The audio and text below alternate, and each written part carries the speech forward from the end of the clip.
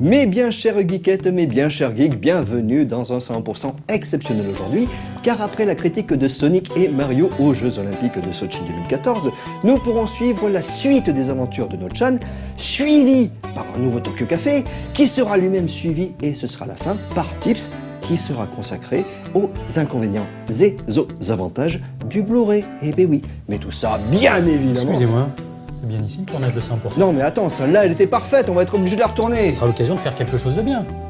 Non mais, attends. Et puis déjà, t'es qui, toi? Et qu'est-ce que tu fous là? Kurtzman, inspecteur du travail bien fait. Monsieur Kurtzman, inspecteur du travail, c'est un plaisir, un honneur de vous recevoir sur notre humble plateau. Mais que nous vaut le plaisir? Le ministère du travail bien fait m'a envoyé pour vous inspecter. Ça tombe bien, je suis inspecteur. Ah bon? Mais pourquoi? La qualité de votre travail n'atteint pas le niveau requis. Non, c'est pas possible. Vous ne deviez pas lancer les news, hein. Eh merde.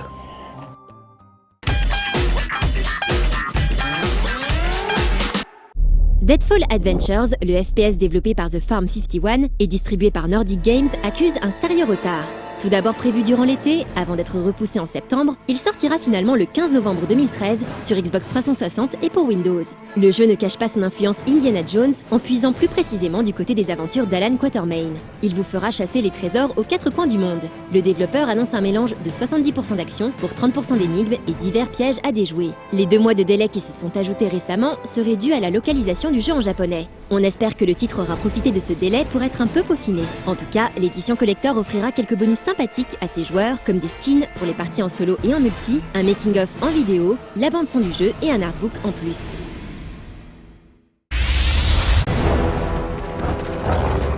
We are its children. Après sa 4e extension lancée en septembre 2012, Mists of Pandaria, World of Warcraft se verra bientôt doté d'une nouvelle extension. Its masters. Blizzard a annoncé officiellement son nom lors de la BlizzCon 2013, Warlords of Draenor. Les joueurs de niveau 90 auront accès à un nouveau monde à explorer, Draenor. Vous n'avez pas encore atteint ce niveau? Pas de souci, vous pourrez booster un de vos personnages pour accéder directement à cette section du jeu. Le niveau maximum sera de 100. L'extension apportera évidemment son lot d'améliorations et de changements. Refonte du design des personnages, de nouvelles quêtes et objets. Draenor est une terre de magma, de métal, de pierre et de vapeur. Les héros d'Azeroth devront y affronter la horde de fer dans cette région, 6 nouveaux donjons et 2 nouveaux raids. Un contenu a priori massif qui devrait occuper un moment les arpenteurs de WoW.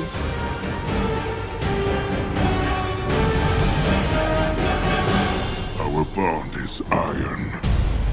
Our will unbreakable. Who will stand against us?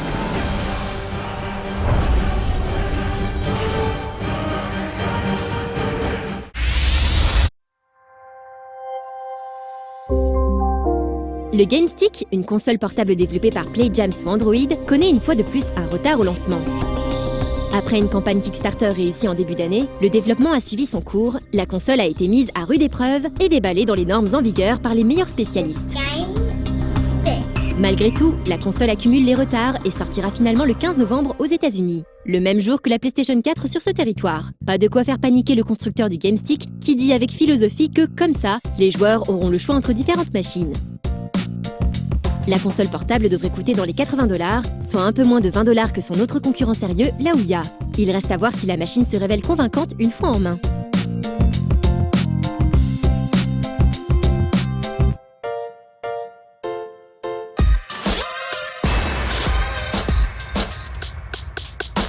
J'ai quand même vraiment du mal à croire que vous ayez reçu des plaintes, parce que cette saison, j'ai jamais été aussi bon, ni aussi professionnel. Oui, bah c'est une question de point de vue, hein, parce que le 22 octobre, lancement de la critique de Unholy Heights ou le Divinity Dragon Commander, ça vous parle? Le 30, Stanley Parra 2, confusion entre Retro and Magic et la Minute du Geek. Je dois continuer? Mais non, mais ça, en fait, c'est normal, c'est fait exprès. Si, en fait, je rajoute des petites erreurs comme ça, que je passe pour plus couillon que je ne suis, donc plus sympathique. C'est une stratégie. D'accord. Comme pour le 101% du 9 octobre. Hein, misogynie aggravée, vanne très très faible. Ça va vous coûter cher, ça. Hein. Non, mais oui, là, effectivement, c'est vrai, j'ai merdé. En fait, j'ai essayé d'incarner un personnage outrancier, plein de mauvaise foi, un gros connard, quoi. Oui. Mais bon, je suis tellement mauvais dans l'écriture et puis dans l'acting que le grand public a pas compris. Mais c'est ma faute, ça, hein. C'est trop d'ambition, trop de cœur, pas assez de tête, hein. Oui. Enfin, c'est surtout une question de mauvaise foi, à mon avis. Hein. Enfin bon. Ce qu'on va faire, c'est que je vais me mettre là, hein, et vous allez me faire un lancement. Allez, hop, hop, hop. Eh bien, tout de suite, nous allons retrouver les Mario et Sonic aux Jeux Olympiques de... Ah,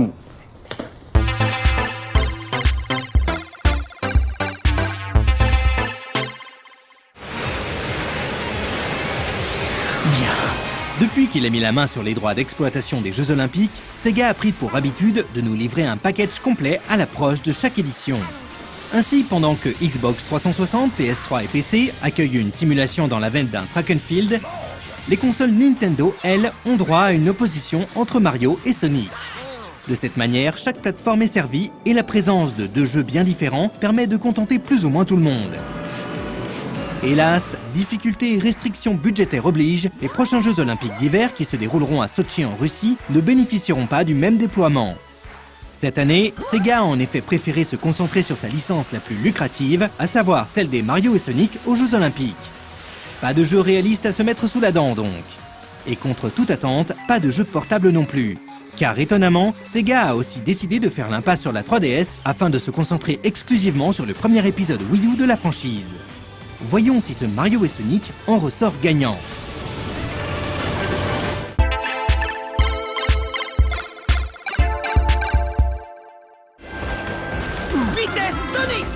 Mario et Sonic aux Jeux Olympiques d'hiver de Sotchi en 2014 est composé de 5 modes de jeu. Partie simple, le premier qui nous est proposé permet de s'essayer à la discipline de son choix pour tenter de remporter la médaille d'or. Un classique qui aurait finalement pu être combiné à la Medley Mania, ce dernier permettant de participer à une série d'épreuves prédéfinies ou que l'on peut composer soi-même. Choisir une épreuve. Réflexe et réflexion se révèlent un peu plus original, puisqu'il se pose comme une sorte de Londres en folie qui aurait été allégé. Pour ceux qui auraient manqué le dernier épisode estival, il faut comprendre que l'on a affaire ici à un petit jeu assez sympa, mêlant quiz et minigame. Les épreuves telles qu'on les connaît y sont en effet détournées, souvent dans le but de solliciter notre observation ou notre mémoire.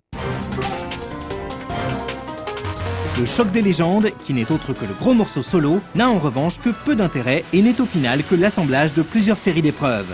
Enfin, notons la présence de Versus Mondial, un mode qui ouvre timidement la série aux affrontements en ligne. Timidement seulement, car seules 4 disciplines sont jouables ici. Freestyle ski cross, snowboard cross, patinage de vitesse sur piste courte et course champion sport d'hiver. Oui, ça fait juste. Heureusement, il est toujours possible de comparer ses performances avec les cadors mondiaux et même de télécharger leurs tracés histoire d'analyser leurs performances. Les tracés correspondent en effet à un petit curseur que l'on peut suivre sur la piste en même temps qu'on la dévale. On aurait préféré de vrais ghosts, mais c'est toujours ça de prix. Côté épreuve, Mario et Sonic aux Jeux Olympiques d'hiver de Sotchi 2014 fait à peu près tout ce que l'on attendait de lui. On note quelques disparitions par rapport au premier épisode hivernal paru en 2009, mais aussi plusieurs ajouts qui font que le tout s'équilibre. Ainsi, le slalom quitte le ski alpin pour atterrir du côté du snowboard. Le half-pipe est remplacé par du slopestyle. Le patinage en relais laisse sa place à du patinage artistique en couple, tandis que le saut à ski en équipe, qui n'était qu'un vilain doublon, disparaît au profit du biathlon. Aux 16 disciplines classiques, il faut bien entendu ajouter les épreuves rêves, au nombre de 9 dans cet épisode. Si la plupart se contentent de reprendre les épreuves normales, avec une mise en scène et quelques règles un peu plus fantaisistes, certaines arrivent tout de même à se démarquer, que ce soit dans un sens ou dans l'autre. Côté loupé, on retiendra par exemple le curling trou en un qui combine curling et golf. Ou encore mêlée boule de neige qui, en plus d'être bancal, fait un peu hors sujet. Course champion sport d'hiver, où l'on est amené à changer aléatoirement de discipline à chaque checkpoint, est en revanche beaucoup plus inspiré. Le ski ne se jouant pas comme le snowboard, le patinage ou le bobsleigh, il faudra sans cesse adapter la prise en main, tout en essayant d'évoluer sur les portions de piste dévolues à l'équipement utilisé. Concernant le gameplay, on notera que la série ne profite pas vraiment de son passage sur Wii U pour tenter d'innover. Comme toujours, il s'agira d'utiliser la détection de mouvement du gamepad ou de la Wiimote Plus pour contrôler son avatar et de donner quelques coups dans le bon tempo. Il y a bien le biathlon dans lequel le gamepad sert à viser ou encore le curling où il est possible de définir des stratégies sur le second écran. Mais clairement, on est plus dans le gadget que dans la vraie feature. Et ce n'est d'ailleurs pas un hasard si la quasi-totalité des épreuves peuvent se jouer exclusivement à la Wiimote Plus.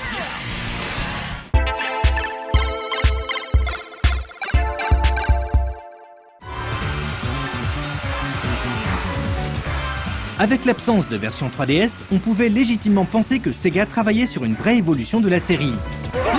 Mais en réalité, ce Mario et Sonic aux Jeux Olympiques d'hiver de Sochi 2014 se contente simplement de faire du Mario et Sonic. Wii U ou pas, la formule reste la même, à savoir celle d'un jeu calibré pour le grand public, au gameplay pas bien profond, mais qui peut faire le job en multi. Néanmoins, même si les épreuves sont suffisamment nombreuses et variées, même si le jeu comporte pas mal de petits bonus à débloquer, et même si l'on peut enfin compter sur une technique correcte et stable, le jeu ne se montre pas irréprochable pour autant. En effet, que ce soit en termes d'interface ou d'ergonomie, le jeu perd énormément avec l'apparition du gamepad. Entre la présence de certains menus qui ne s'affichent que sur l'écran de ce dernier et l'obligation de jongler avec la Wiimote Plus en fonction des épreuves, le jeu offre matière à s'agacer. On a vraiment du mal à comprendre pourquoi il ne permet pas aux premiers joueurs d'utiliser exclusivement la télécommande comme peuvent le faire les autres en multi. Certes, il s'agit d'un détail d'ordre pratique plus que d'un défaut rédhibitoire. Mais à défaut de version 3DS et de grosses innovations dans le gameplay, on était tout de même en droit de s'attendre à quelque chose d'irréprochable.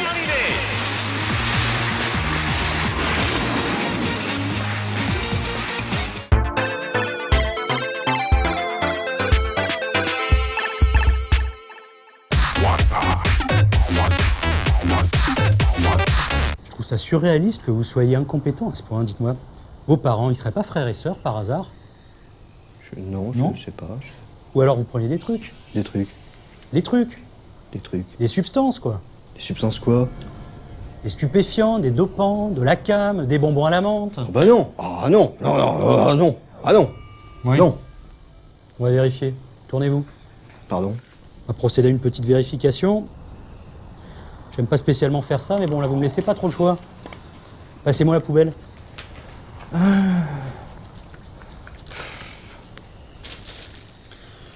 Alors, qu'est-ce que c'est que ça? Ça vous parle? Vous savez que normalement, on n'est pas censé amener n'importe quoi sur le travail. Ça peut foutre en l'air votre assurance. Ce genre de choses, par exemple. J'imagine que M. Ruchet n'aurait pas envie de connaître ça. À moins qu'il soit au courant, on peut peut-être l'appeler.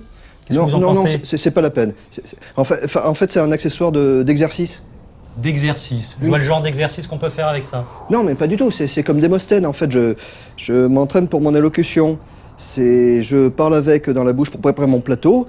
Et puis après, une fois que je fais le plateau, mon élocution, waouh, c'est génial. C'est intéressant. Vous avez montré ça? Je suis assez curieux de voir ce que ça peut donner. Vraiment? Je vous en prie. C'est pour Monsieur Ruchet alors, hein? Sinon, vous savez ce qui va se passer. Vous voulez garder votre travail?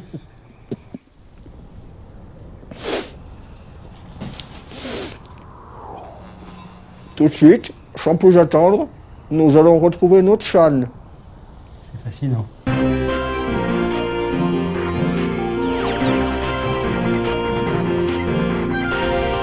Salut les otaques, c'est Notchan. Souvent, on fantasme sur les pouvoirs qu'on aimerait bien avoir. Allez, on l'a tous fait. Oui, d'accord, je l'ai souvent fait. C'est pas pour autant que je devrais m'empêcher de continuer, hein. Alors un truc que j'aimerais bien, c'est prédire le futur, comme le faisait Isaac Asimov.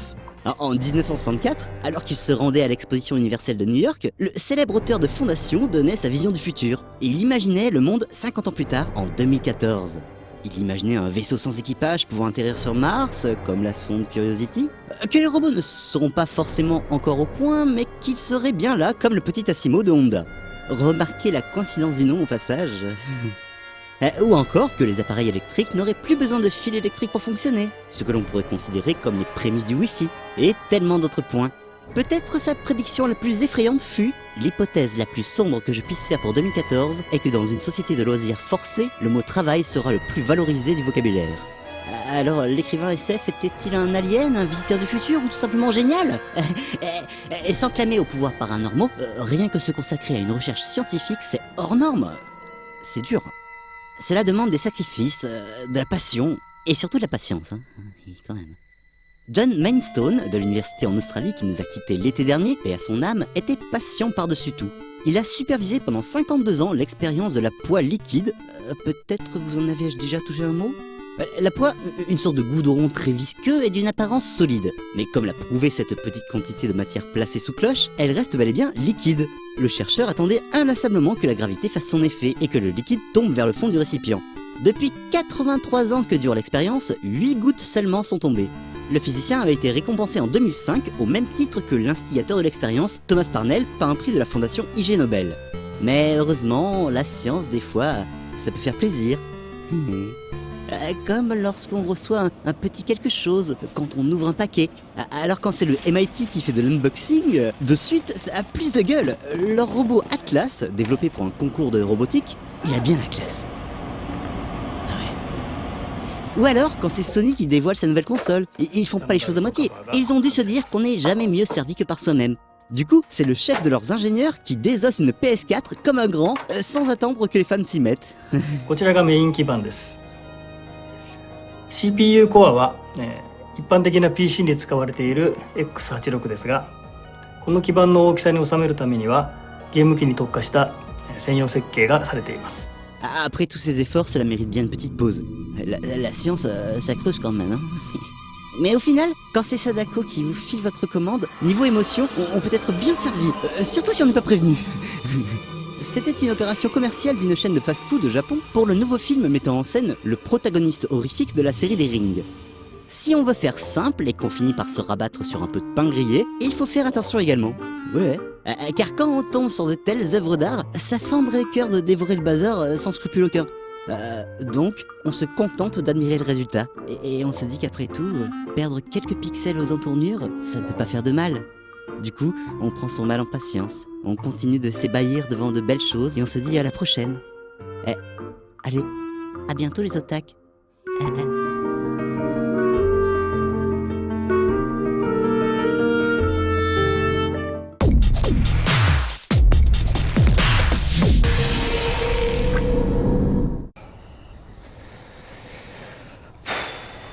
Non, mais c'est pas la peine de fouiner, vous allez rien trouver. Et ça, c'est quoi? Et je sais pas. C'est de la limonade, peut-être? Mais non. En fait, c'est parce que j'ai une petite vessie, une grosse prostate, alors pour pas avoir à sortir toutes les 5 minutes du plateau, j'utilise un gobelet et je le vide après le tournage. Voilà. Vous me prenez pour un jambon? Mais attendez, ça fait une demi-heure que je vous répète qu'il n'y a rien à trouver, qu'il n'y a rien à redire sur ce plateau. À part faire du Davy Mourier, effectivement, il n'y a rien à redire. Attendez, vous pouvez pas dire ça, c'est quand même beaucoup SAJ.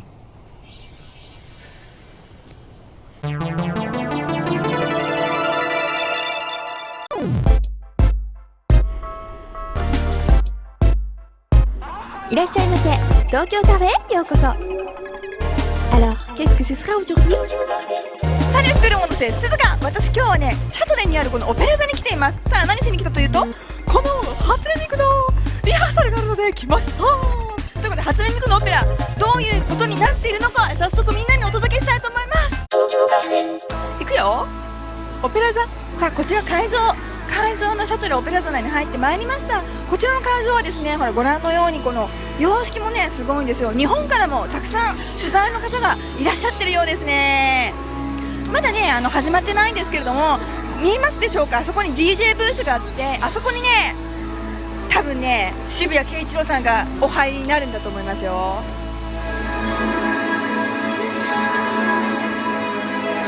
すごい、初音ミクだ。ミクだ。ミクが 3D で出てきましたよ。へえ。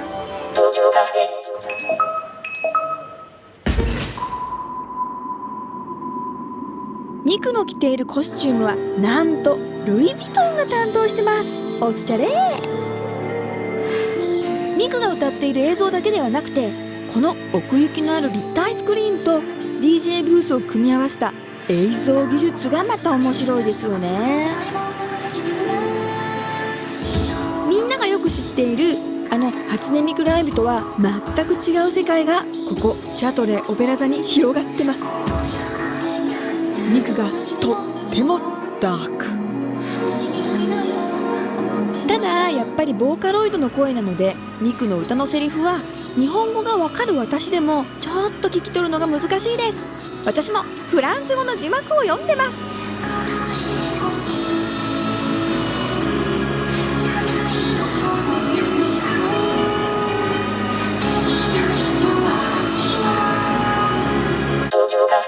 すごい、もうカメラに囲まれてますよ。インタビューがどのようになるのかちょっと混乱してます。いきますか。いきます。じゃあ Bonjour, nous sommes No Life. Comment vous avez rencontré Monsieur Shibuya? C'est Monsieur Shibuya qui est venu me trouver à Paris. Oui. Et ça a été une rencontre absolument formidable. Oui. J'ai accepté de le recevoir parce qu'il me présentait un projet tout à fait extraordinaire. Oui. Justement, j'ai entendu par Monsieur Shibuya, quand il a demandé, il veut faire Hatsune Miku Opéra, vous lui avez dit que c'était tout complet. C'est pas possible pendant 2013. C'est vrai? C'est vrai. Nos saisons sont faites très longtemps à l'avance. Et donc, lorsqu'il est venu me trouver, je lui ai dit, mais moi, je voudrais bien le faire, mais c'est pas possible. Et puis, il a parlé de son projet, il a parlé de la beauté de son projet. Et j'ai réalisé que c'était un événement que je ne pouvais pas laisser passer. Il y avait, avec cette proposition de M. Keishiro Shibuya, quelque chose d'unique, quelque chose qu'il fallait absolument saisir, une opportunité de l'histoire de l'art qu'il fallait pouvoir prendre. Et donc j'ai immédiatement dit oui, je vais bouger quelque chose, on va y arriver et on trouvera quelques dates pour que ce soit possible. 映像のスクリーンだったりとかセッティングだったりっていうのはスムーズにいきましたか？フランスのテクニシャンの技術力がすごく高いのにびっくりしましたね。で、非常にスムーズでした。ただやっぱ音がすごく難しいですね。もともとの方、ここの音がいいからそれをなんていうのかテクノロジーで超えていくっていうのがすごいエキサイティングだった。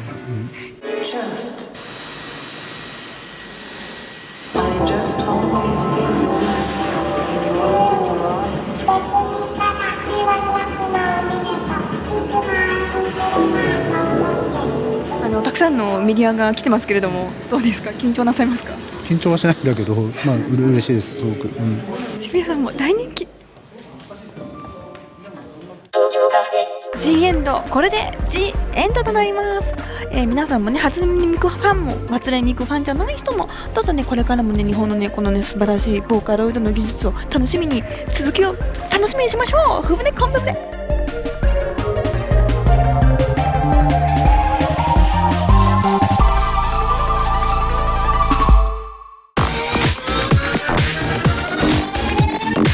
Bon, monsieur Benoît, comme vous avez compris, il y a beaucoup de choses qui vont pas là. Ça fait quand même une certaine somme d'infractions qui vous permettent pas de continuer.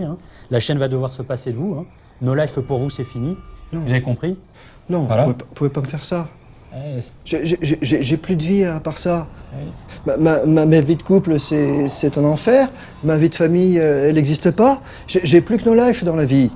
Oui, mais je vais devoir appeler la direction quand même. Attendez, je peux tout vous expliquer par une chanson.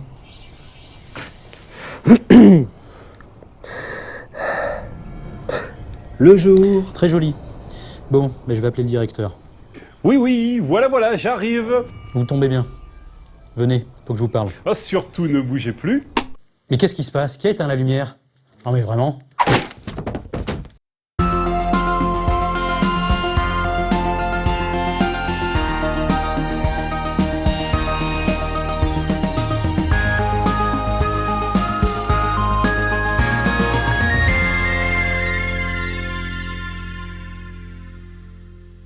Bienvenue dans Tips numéro 6. Aujourd'hui, nous allons aborder un sujet qui vous concerne peut-être directement si vous utilisez une PlayStation 3 ou que vous êtes un amateur de films en HD. Le Blu-ray. Un truc que je comprends. Oui, le Blu-ray, je sais ce que c'est, j'en ai plein chez moi. Le Blu-ray a été conçu par Sony dans le but d'enregistrer des émissions de télé en HD. Haute définition. Donc d'ailleurs, No Life vient de passer en HD. Bravo. Wouh, on applaudit bien fort. Faut pas trop regarder, maintenant vous pouvez nous voir vraiment en détail. Donc voilà. L'objectif principal était de fournir une solution d'enregistrement HD aux particuliers. Mais revenons d'abord sur les supports précédents.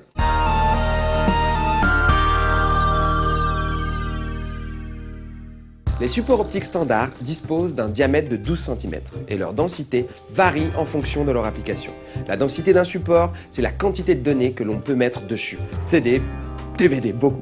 Blu-ray, un max. Et après, encore pire, ça va être fou. Cette densité est définie par l'usage standard de ces mêmes supports. Le CD doit être capable de contenir 74 minutes de signal audio stéréo, par exemple. C'est à peu près 800 mégaoctets. Le DVD, quant à lui, est en mesure de contenir un film d'une durée de 2h15 minutes. Oui, on a compté. En SD, compressé en MPEG 2. Tout est écrit là. La densité pour ce support a été fixée à 4, c'est dur à dire, 4,7 gigaoctets, j'ai réussi. En tenant compte de l'équilibre entre qualité et quantité de données. Car plus la qualité est élevée, bien sûr, plus un fichier vidéo, audio ou une image prend de la place. Comme la télé en haute définition est apparue au Japon en 2000 via le satellite, puis sur les réseaux terrestres en 2003, les besoins ont changé. Un enregistreur de DVD reçoit la vidéo, la décode, la compresse en MPEG via un encodeur, puis l'enregistre sur le disque. De la même manière, pour enregistrer un flux HDTV, un encodeur HDTV MPEG-2 devient nécessaire. Seulement en 2002, le standard Blu-ray vient seulement d'être publié et ce genre de dispositif n'existe pas encore. Il aurait fallu une DeLorean pour aller dans le futur, prendre un truc et le ramener, mais on ne peut pas, on préfère inventer le Blu-ray.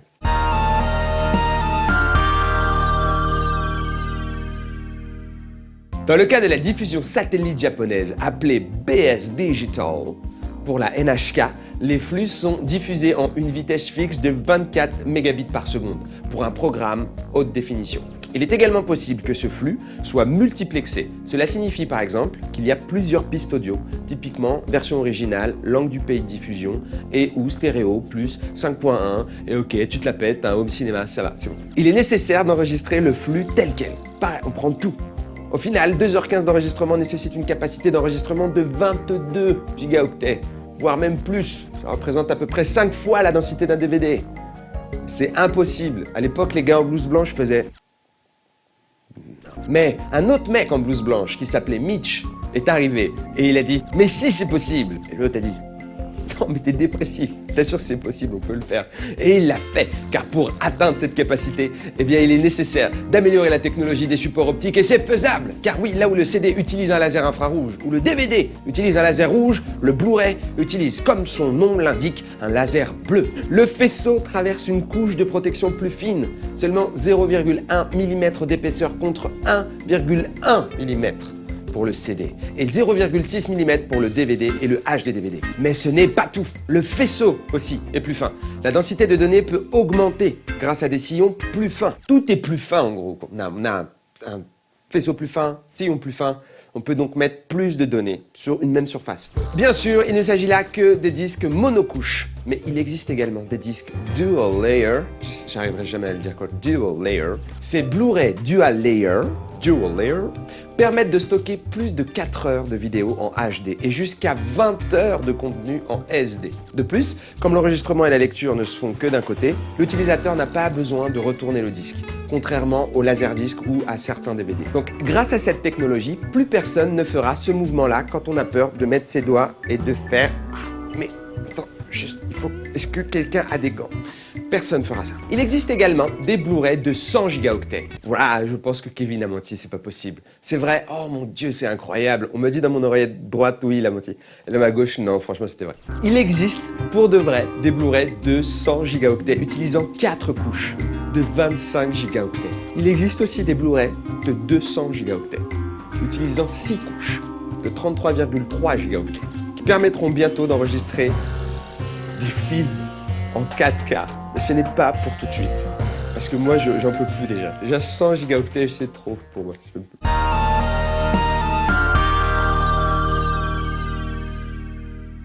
Les fonctionnalités disponibles pour le Blu-ray feront l'objet d'un autre numéro de tips dans le futur, car il y a encore beaucoup à dire. Et moi, personnellement, je suis épuisé de tous ces gigaoctets. C'était merveilleux. Ça tourne autour de moi.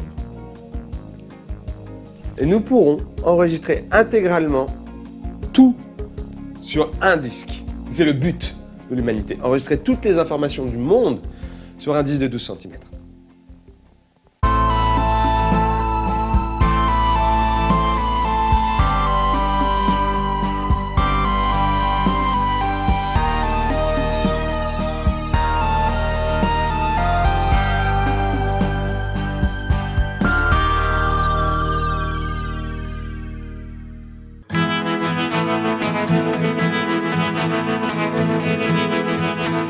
Merci Alex. Je t'en prie. Non, t'as sauvé ma vie, franchement. Qu'est-ce que j'aurais fait sans... T'inquiète pas Benoît, j'ai fait ça pour No Life avant tout. C'est vrai? Tu penses vraiment que la chaîne se serait arrêtée sans moi? Non, disons que... Au niveau rapport qualité-prix, c'est pas le plus mauvais, on va dire. Bien qu'un petit peu cher. Ah, Alex, ça me fait tellement plaisir ce que tu me dis. Alors c'est pas tout ça, tu prends les pieds, moi je prends la tête. Ah ouais, ok. Ok. Mais les témoins? Bah tu leur fais un bisou. Allez, allez. De gros bisous. 打ちた